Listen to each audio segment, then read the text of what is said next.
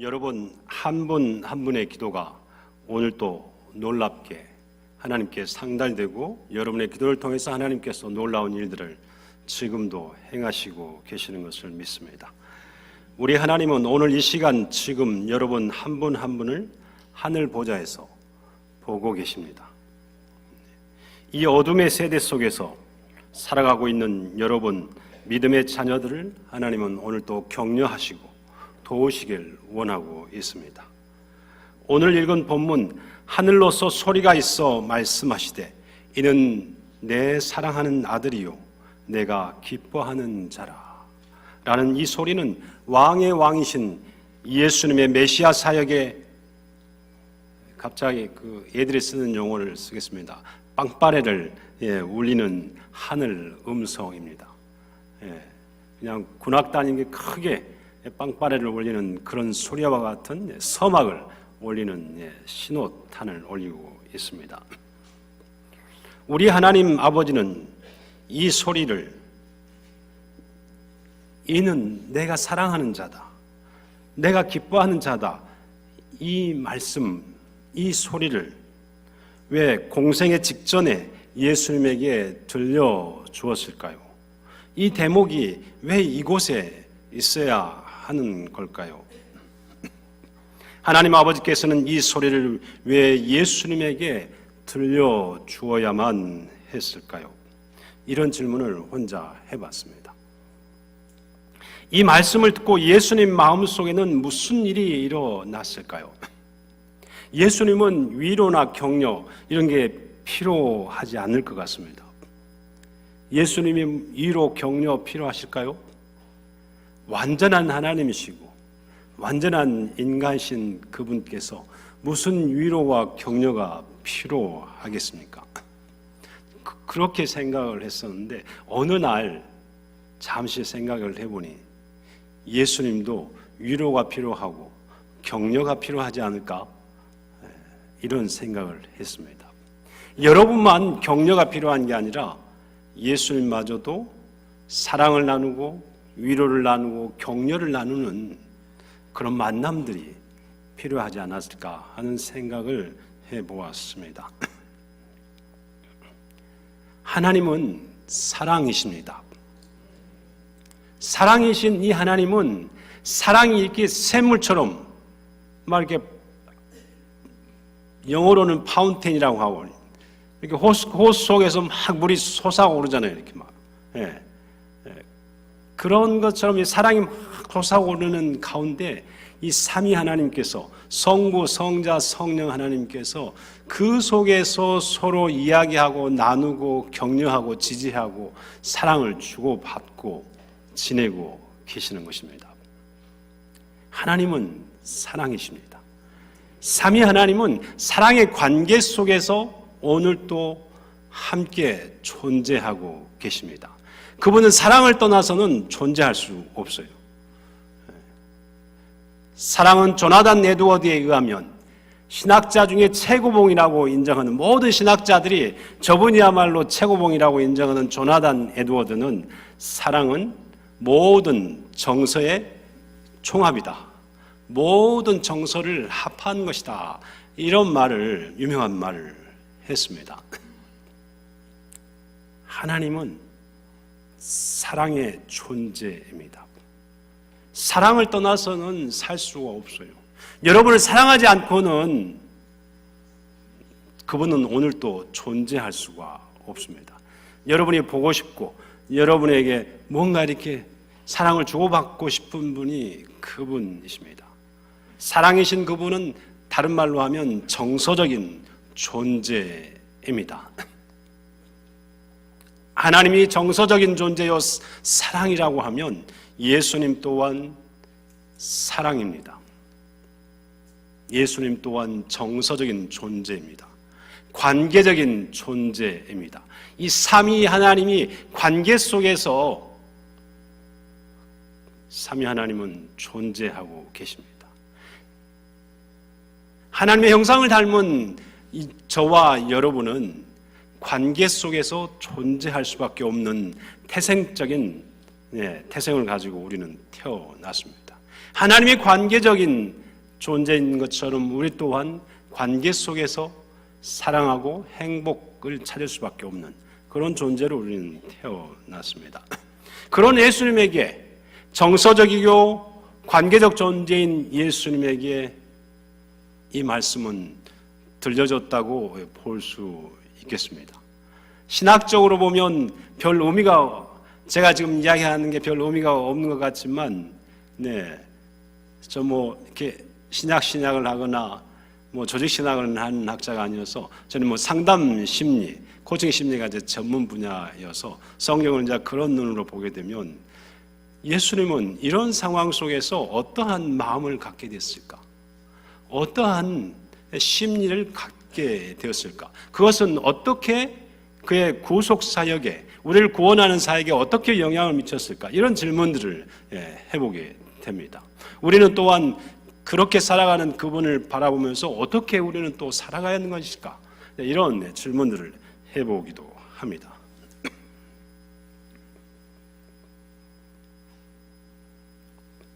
예수님은 공적인 사역을 시작하기 직전에 이 소리를 들으십니다. 공생애를 시작하기 전에 이 메시지를 아버지 하나님께서 아들에게, 성자 예수님에게 들려주는 이유가 있을 것입니다. 공생애를 막 시작하면서 예수님이 겪으셨던 것은 무엇입니까? 굉장한 어려움을 만나십니다. 사탄의 3가지 시험을 바로 이 소리를 듣고 나서 바로 치르게 됩니다. 우리 인생에 시험만 없으면 살만할 것입니다. 무슨 시험들이 이렇게 많은지, 작년에 뭔 시험을 패스를 했는데, 인생살이 시험, 고된 시험을 패스했는데 올해 또 뭔 시험이 또 있고, 이 산 넘어가면 또 시험이 없고 편안할 줄 아는데 또 뭔 어려운 인생들이 우리를 기다리고 있는지. 우리의 인생이 길면 70, 80이 아니라 90, 100인데 수고와 슬픔뿐이라고 하는 야곱의 고백처럼 참 어려운 게 우리의 인생 길입니다. 또 교수인 저나 또 앞에 계신 우리 교수님들도 지금도 시험 보라 하면 아주 교수들도 제일 싫어하는 게 시험입니다. 예수님께서 이 시험을 보시는 거예요. 또한 제자들의 배반 속에서 배신감과 아픔을 느끼시게 됩니다. 자기 백성에게, 자기가 사랑하는 제자들에게 자기 백성에게 버림받아 십자가에 못 박히시게 되고, 십자가를 지시기 전에 자기 제자가 자기를 모른다고 하는 그런 배신을 당한 일도 발생하기도 합니다. 이런 때 얼마나 마음이 아프셨을까요? 예수님의 마음이 아프지 않았을까요? 예수님도 마음이 아주 아프시답니다. 십자가 지기 직전에 피눈물이 나도록 고통스러워하며 기도를 예수님은 올리셨습니다. 할 수만 있거든 이 시험이 내게서 지나가게 해달라고 울부짖습니다. 십자가 위에서 아버지에게 어찌하여 나를 버리시나이까? 라고 울부짖고 있습니다. 인생을 살다 보면 좋은 일도 있지만 아픔과 수고 그리고 어려움이 많이 있습니다. 우리 예수님에게도 아픔과 버림받음, 배신으로 인한 고통 그리고 울부짖는 탄식의 소리가 있었습니다. 이런 고통스러운 순간순간에 꼭 필요한 것이 오늘 하늘로서 나는 소리, 이 소리가 아니었을까요? 예수님에게 하나님 아버지께서 말씀하십니다. 이는 내 사랑하는 아들이다. 이는 내가 엄청 좋아하는 대상이다. 이 아들이 없으면 내가 못 살겠다. 이렇게 하나님은 우리에게 이 성경을 통해서 속에 있는 의미를 우리에게 보여주고 들려주고 계시는 것이죠. 내가 너를 사랑한다. 너를 보면 좋아. 너 때문에 행복해. 라는 이 소리가 떠오르면 예수님께서 고통 속에 있을지라도, 배신감에 치달을지라도 그 소리와 함께, 그 말씀과 함께 아버지가 함께 있고 나를 사랑하고 나를 기뻐하는 존재가 내 옆에 있다는 그것으로 인해서 그분에게는 힘이 솟아오르지 않을까요? 예수님에게 자신과 가장 가까운 존재로부터 사랑받는 자라는 자의식이 있다고 볼 수 있겠습니다. 힘들고 어려울 때마다 아버지와 함께 있음을 그는 늘 알고 있었습니다. 예수님이 관계 속에서 살아가는 존재라는 것을 우리는 잊어버리면 안 되겠습니다. 하나님 아버지와 관계 속에서, 연결선상에서 연결된 이 고리 속에서 날마다 예수님은 공생애를 살으셨고 지금도 하늘 보좌에서 아버지 하나님과 성령 하나님과 함께 존재하고 계십니다. 우리 예수님은 사랑을 나누는 존재입니다. 사랑 속에서 교제하는 존재입니다. 삼위 하나님이 사랑의 샘솟는 강물에 기초하여 서로 교제하는 존재인 것처럼 우리 또한 사랑의 샘물이 솟아나오는 그 속에서 서로 존재하는 그 가운데서 우리는 진정 행복하고 진정 하나님의 자녀로서의 삶을 살아갈 수 있는, 능력 있는 삶을 살아갈 수 있는 그런 기반이 되는 것입니다. 예수님은 아버지 하나님과 기쁨을 나누는 자기가 그 대상이라고 그분은 늘 확신이 있었습니다. 이 땅에 사신 예수님에게 있어서 매우 중요했던 것은 아버지 하나님께서 나를 사랑하고 나를 기뻐하고 있구나라는 정서적인 의식이었을 것입니다. 이게 매우 중요했을 것입니다. 왜냐하면 우리 예수님은 사랑이고 사랑 속에서 교제하시고 우리 예수님은 정서적인 존재이기 때문입니다. 우리 예수님은 사랑을 느끼지 않아도 괜찮은 대상이 아니셨습니다. 격려를 받지 않아도 되는 무쇠팔, 무쇠다리와 같은 존재가 아니었습니다. 여러분이 힘들고 고통스러울 때, 여러분이 점심을 못 먹고 허덕이고 있었던 옛날 그 시절에도 많은 질병과 전염병으로 인해서 숨을 제대로 못 쉬는 그 순간에 우리 예수님은 여러분을 보면 무쇠팔, 무쇠다리로 존재하지 않으십니다. 그 고통스러워하는 시음소리를 내는 그 대상, 그 자녀를 바라보면서 그분도 함께 울고 계시고 그분도 함께 한숨을 쉬고 계시고 고통스러워하며 여러분을 바라보고 있으십니다. 여러분의 고통을 체휼하는 분이십니다.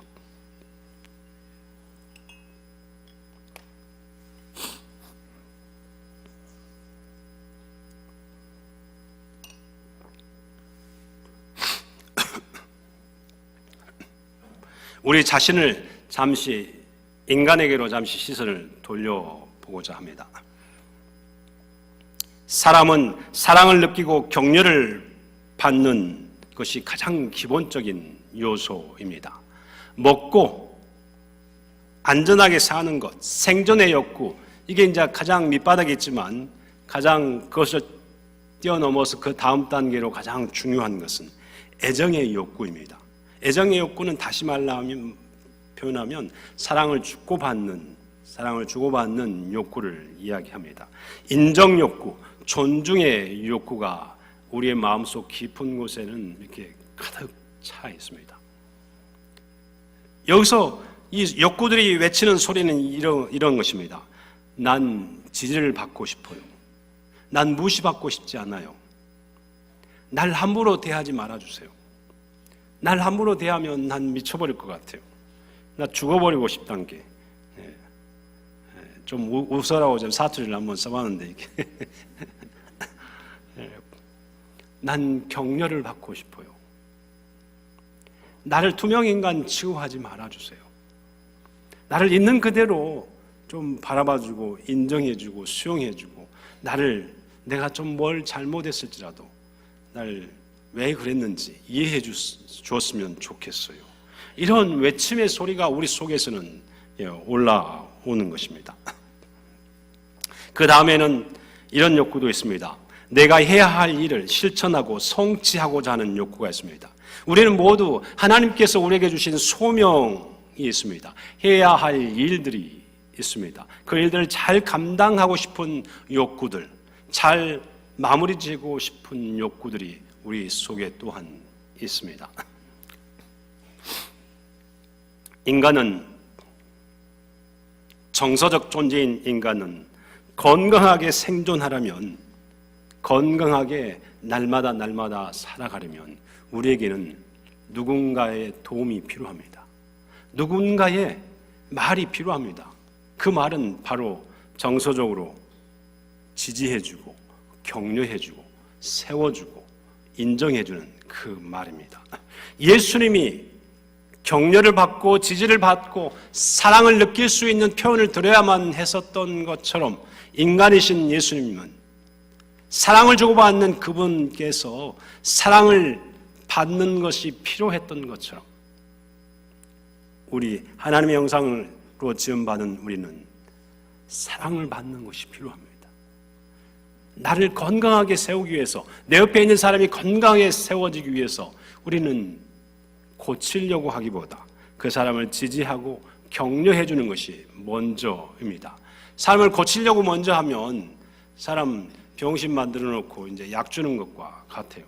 사람을 건강하게 세워놓고 칭찬도 한 10번, 100번 해놓고 이제 뭔가 이렇게 고치려고 하는 말을 한두 번 하는 게 훨씬 더 현명한 방법일 것입니다.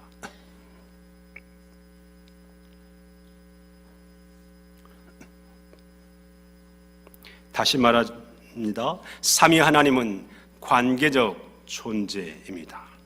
삼위 하나님은 사랑입니다. 삼위 하나님께서는 사랑 속에 함께 있을 때 서로 사랑을 느끼고 행복해 하십니다. 우리 또한 마찬가지입니다. 여러분의 자녀를 너무 혼내지 마세요. 똑똑한 부모들 밑에서는 얘들이 숨쉬기도 힘들어요. 헉헉거려요. 저희 아이들 중에 하나가 전화가 왔어요. 아빠, 엄마 고마워요 했는데, 고맙다고 하는 이유는 그냥 이렇게 편안하게 커갈 수 있도록 건강하게만 자라다오, 이렇게 키워서 너무 고맙다고 전화가 왔더라고요. 얼마나 이제 한국 부모들이 지지고 볶고가 되면 그걸 동영상으로 본 거예요. 멀리서 이제 공부하고 있는 애들인데요. 그걸 동영상을 보고 한숨이 나오면서 너무 고맙다고 이렇게 하는 전화를 받은 적이 있습니다. 여러분의 자녀들에게 필요한 것은 혼내는 게 아닙니다. 혼내야 얘들이 잘 될 것 같아요. 그러나 아이들을 격려하고 지지하고 세워주고, 기도 좀 세워주고 넣어주고, 그거에 잘 되면 가끔 한 번씩 이제 혼내는 게 그 다음 순서에 따라오면 됩니다. 이 순서를 바꾸면 애들 배려요.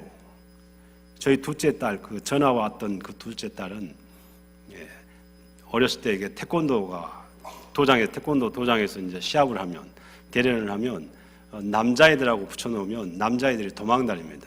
안 하려고 그래요.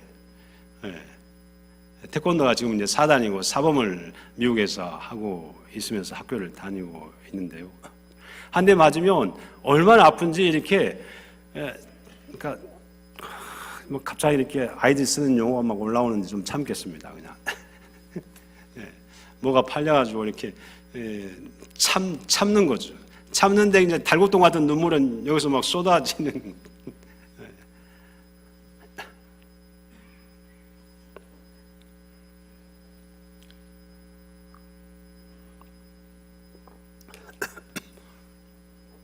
그런 아이를 제가 키울 때 처음에 어렸을 때 좀 군기를 좀 몇 번 잡아봤어요. 매도 좀 때려보고 어렸을 때. 그러다가 어떤 정도냐면 저희 집에서 제가 못 이기는 애가 딱 하나 있는데 그 친구입니다. 지금 저를 늘 이겨먹고 제가 지금도 뭐 늘 공주님으로 이렇게 모시고 다 이렇게 잘 해주고 지내고 있습니다. 근데 이런 애를 계속 잡았더라면 칠공주파 대장 됐을 것 같아요. 하여튼 잘 이렇게 인정해주고 존중해주고 그 아이의 마음을 읽어주고 이렇게 늦게라도 이렇게 키웠더니 애가 너무 고맙다고 하는 이야기를 하는 거죠.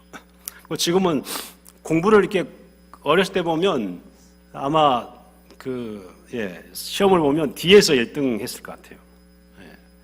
저희 아이는 집에서 좀 잠시 키울 때가 있었습니다. 자세한 이야기를 다 할 수는 없고 미국에서 살다가 이제 다시 한국에 왔는데 홈스쿨이 좋다고 해서 홈스쿨을 하자고 해서 했었는데 뭐 시험을 보면 수학 문제를 풀면 하루에 10개를 풀어야 되는데 그렇게 과제를 주면 머리가 너무 아프대요. 그래서 하루에 하나씩만 풀자. 그렇게 이게 타협을 해서 그래가지고 한 문제씩도 또 잘 풀고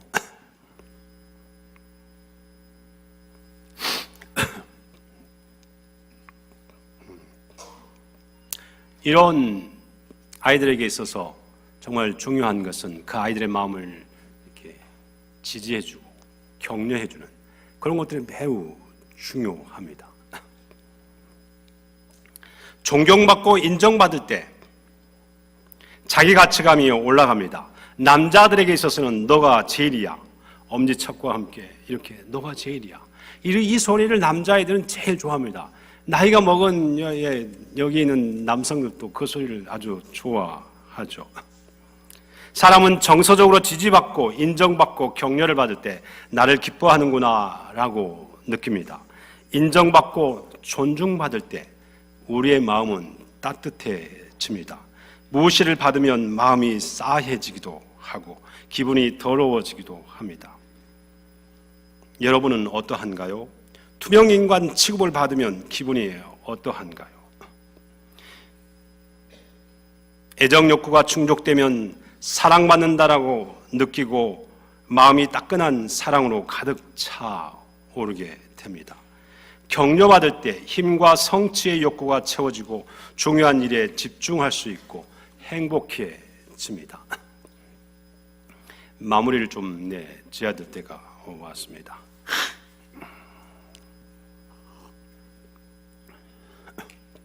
우리가 가지고 있는 이 뇌세포 중에 신경 정서회로라는 게 있습니다. 아주 짤막하게 이게 좀 간단히 이야기하면서 그 다음 부분을 설명을 좀 하도록 하겠습니다.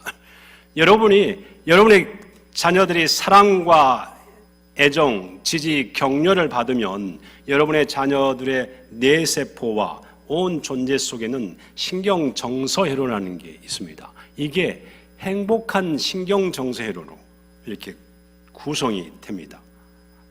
근데 이게 이 애정과 지지와 격려가 아니라 맨날 두드러 패고 잔소리만 하고 또 뭔가 이렇게 야구를 열심히 했는데 응원도 안 오고 아니면 김연아처럼 이렇게 싹 폼을 잡는데 그냥 넌 공부나 해라 이 녀석아. 이런 이야기를 자꾸 듣고 자란 애들은 속에서 막 그 짜증과 불만, 분노 이런 것들이 막 올라오게 되는 거죠. 그러면 그렇게 자주 그걸 당하게 되면 신경 정서 회로가 불만과 분노 이렇게 구성이 되는 거예요. 그래서 살짝만 자극을 주면 이 불만과 분노가 이렇게 팍팍 올라오고 또 신경 정서 회로가 사랑과 행복으로 이렇게 늘 구성되어 있는 그런 자극을 받은 애들은 살짝 웬만한 자극을 줘도 쉽게 이렇게 확 분노를 하거나 불만을 이렇게 크게 품는다든가 이런 것들은 이제 현저하게 적어지는 거죠. 사랑과 지지와 격려를 받는 우리 자녀들 또 성인들은 행복감이 올라옵니다. 풍성한 감각들이 생기게 됩니다. 그러면서 이런 아이들은 이렇게 생각을 합니다. 세상이 어려워 보이지만 살아볼만 하구나. 세상은 아름다운 데가 있구나. 이런 생각을 하게 되는 거죠. 세상 너무 더러워. 이렇게 이야기하는 애들도 있죠. 세상 사는 게 너무 고통스러워. 난 뛰어내려 버릴 거야. 이런 마음을 갖게 되는 애들이 있어요. 평소에 사랑받지 못하고 지지받지 못하고 격려받지 못하면 우리 사람들은 어려운 순간에 절대절명의 아주 고통스러운 순간에 자기 자신의 몸을 내 던져버릴 수가 있어요. 죽음에 던져버릴 수가 있는 것이죠. 늘 이렇게 꾸중을 당하고 무시를 받고 왕따를 당하고 아버지 어머니가 자기를 쳐다봐주지 않고 멀리 가버렸다가 어쩌다 한 번씩 오는 그런 아이들은 아무리 밥을 먹어도 이게 배가 고프대요. 저희 큰 이모의 아들 중에 큰아들이 아버님이 일찍 하늘나라에 갔어요. 6.25 때 이러이러해서 가게 됐는데요. 아버지가 없이 엄마하고 이렇게 누나하고 이렇게 같이 살게 되는데, 그러면서 부모님이 이제 이렇게 어머님이 어디 가면서 이렇게 밥을 주고 가긴 하는데, 그걸 먹어도 이 형이 하는 이야기가 먹어도 배가 고프다는 거예요.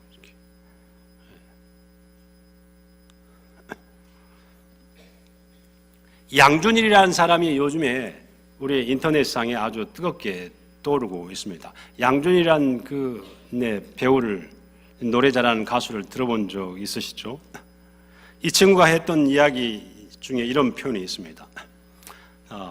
JTBC에서 손 사장님하고 인터뷰를 했었는데 그가 그 중에 이런 이야기를 합니다. 손 사장님의 눈에 제가 보여지고 있는 느낌을 받았어요. 그 사람은 오랫동안 가지고 있어 왔던 의문, 질문들이 있었습니다. 내 존재가 가치가 있는 존재일까?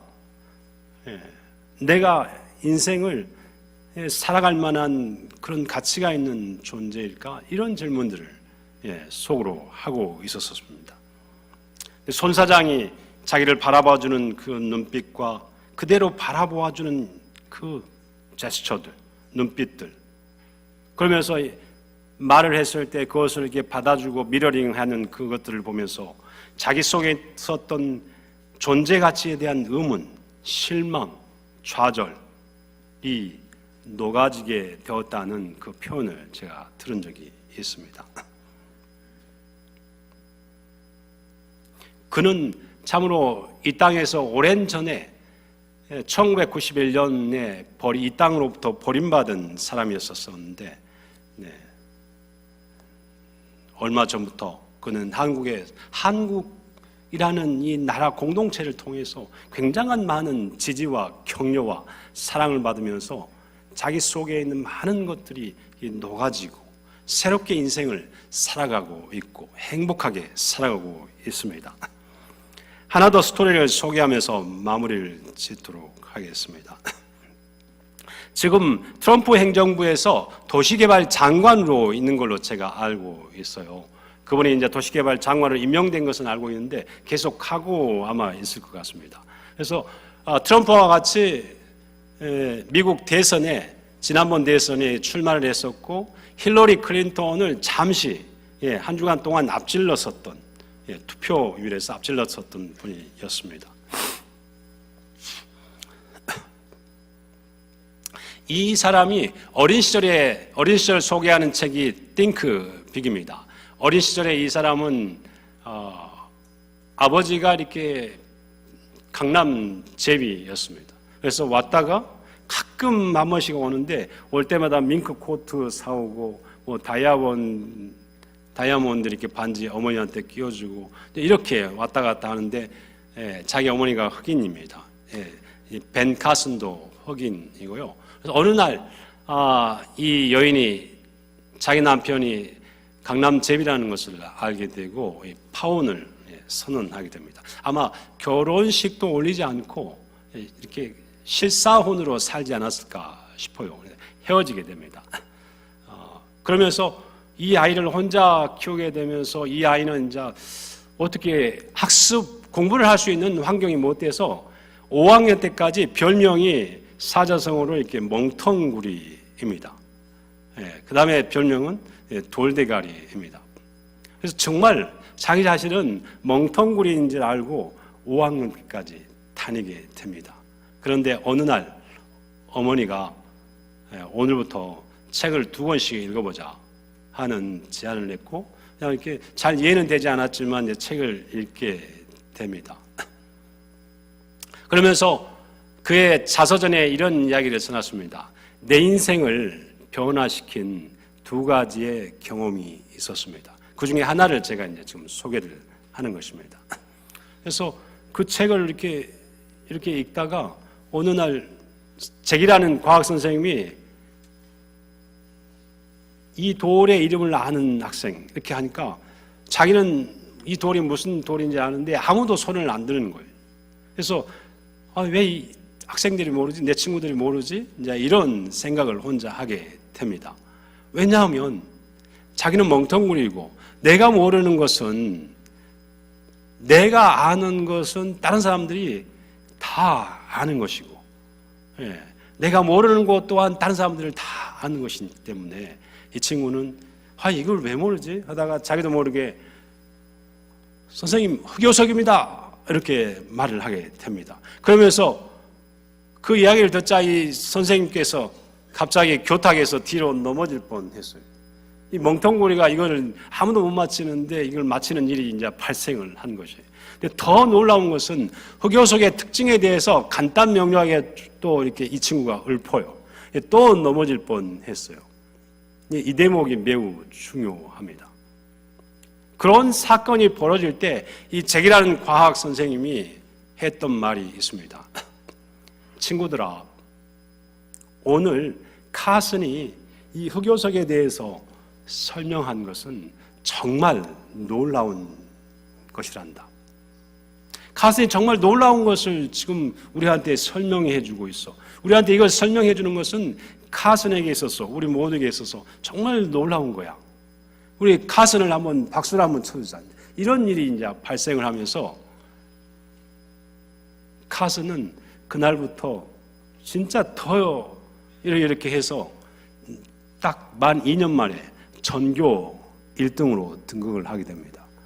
그 다음에 세계에서 샴 쌍둥이, 이 몸이 2개 해가지고 심장 이렇게 가운데를 이렇게 쭉 해서 수술하는 샴 쌍둥이 수술이 있는데요. 그 수술을 세계에서 처음으로 성공시키는 인물이 됩니다. 그래서 의학 사전에도, 의학 인명사전에 오르는 그런 인물이 되고, 나중에 잔 홉킨스 메디컬 하스피탈은 세계에서 가장 유명한 손꼽히는 그 병원입니다. 거기에서 소아과, 외과 과장도 지내시고, 나중에 대통령 후보로 아주 선전도 하시고, 트럼프 정부의 도시개발 장관으로 수고하고 있기도 합니다.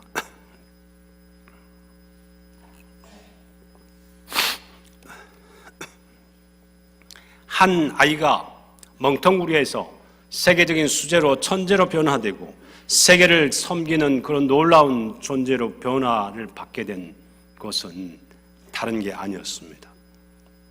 그를 지지하고 격려해준, 그를 인정해준 잭이라는 한 과학 선생님의 말 그 한마디였었습니다. 힘들게 살아가며 좌절을 느끼며 살아가는 사람들이 우리의 주위에 굉장히 많습니다. 그런 한 사람을 살리는 데 필요한 것은 무엇일까요?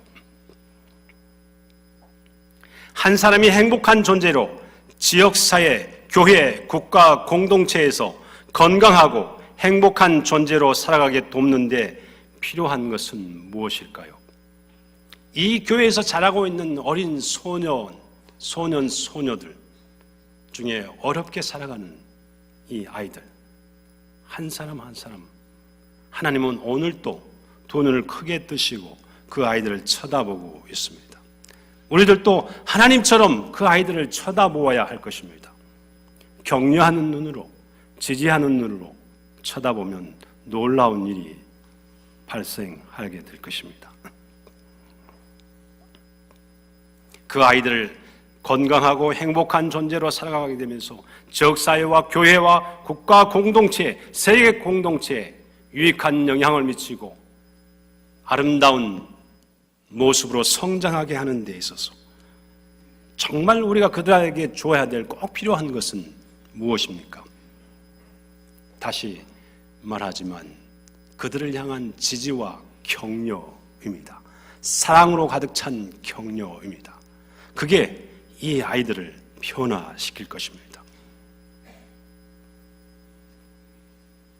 네, 영광대교회를 통해서 놀라운 다음 세대를 양육하는 놀라운 역사들이 있기를 바랍니다. 또한 이미 다 커버렸지만 저도 지지가 필요하고 격려가 필요한 그런 존재로 오늘 살아가고 있습니다. 여러분 모두 다, 우리 모두 다 옆에 있는 사람으로부터 지지와 격려가 필요한 존재들입니다. 오늘 이 예배당을 나서거든 혼내지 마시고 지지해주고 격려해주는 그런 존재로 살아가기를 축원합니다. 말씀을 마칩니다.